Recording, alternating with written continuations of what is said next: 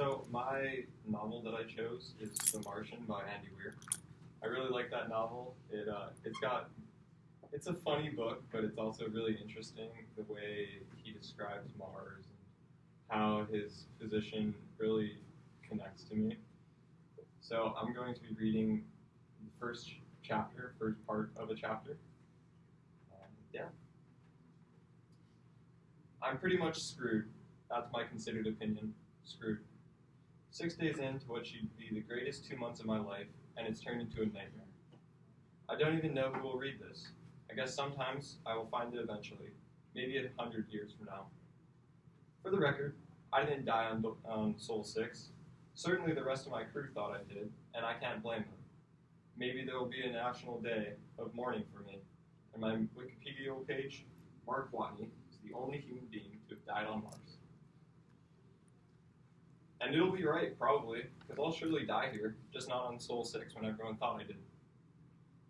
Let's see, where do I begin? The Ares program. Mankind reaching out to Mars to send people to another planet for the very first time and to explore horizons of humanity, blah, blah, blah. The Ares 1 crew did their thing and came back heroes. They got parades and fame and the love of the world. Ares 2 did the same thing in a different location on Mars. They got a firm handshake and a hot cup of coffee when they got home. Ares 3, well, that was my mission. Well, not mine per se. Commander Lewis was in charge, and I was just one of her crew. Actually, I was the very lowest ranked member of my crew. I would only be in command of the mission if I were the only remaining person. What do you know? I'm in command. I wonder if this log will be recovered before the rest of the crew die of old age. I presume they got back to Earth all right. Well, guys, if you're reading this, it wasn't your fault. You did what you had to do. In your position, I would have done the same thing. I don't blame you, and I'm glad you survived. I guess I should explain how Mars missions work, for any layman who may be reading this. We got to the Earth orbit the normal way, through an ordinary ship to Hermes. All the Ares missions use Hermes to get to and from Mars. It's a really big and a big cost, so NASA only built one. Once we got to Hermes, 4 additional unmanned missions brought us fuels and supplies while we prepared for our trip. Once everything was a go, we set out for Mars, but not very fast.